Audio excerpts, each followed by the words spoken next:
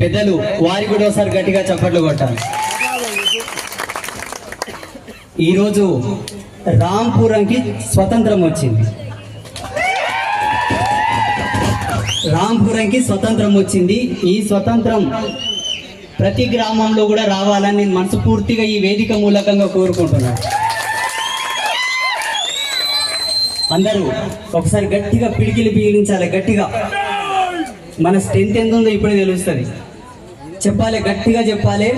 భారత్ మాతా key, Bharat మాతా key, జై భవానీ, జై భవానీ. మనమందరం ఛత్రపతి శివాజీ మహారాజు యొక్క వారసులమా కాదా? మరి ఛత్రపతి శివాజీ ఎప్పుడు కూడా ఏ దర్గాలకు పూజలు చేయలేదు, ఏ దర్గాలకు కూడా కందులు చేయలేదు. ఇప్పుడు చెప్పండి, ఇప్పుడు చెప్పాలి. మీరు మీరు హిందువులా లేకపోతే జాతి సంక్రమణ చేసుకున్న సంకర జాతి వల్ల చెప్పాలి.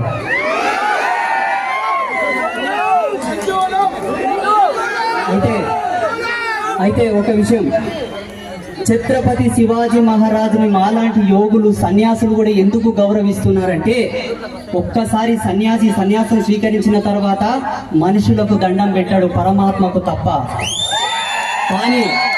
కానీ నేను రాణా ప్రతాప్ గాని, ఛత్రపతి శివాజీ మహారాజు గాని, సంభాజీ మహారాజు గాని దండవత్ ప్రణామం చేస్తాను. ఎందుకంటే సామ్రాట్ ఛత్రపతి శివాజీ మహారాజు మీకు ఒక వీరుడు, యోధుడు, ఒక శూరుడు. కానీ నాకు ఆయన సాక్షాత్తు పరశురాముని యొక్క అవతారం.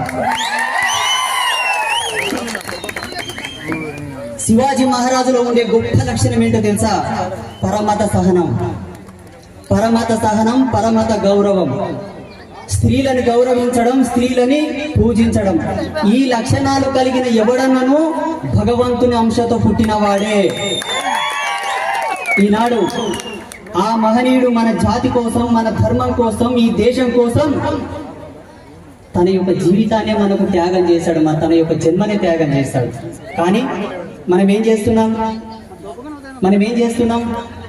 ప్రపంచానికే వీరత్వాన్ని పరిచయం చేసిన మనం నపుంసకుల్లాగా ఎవడో ఏదో ఇస్తాడని చెప్పి వాని దర్గాల దగ్గరికి వెళ్ళి కందులు చేస్తున్నాం మనం.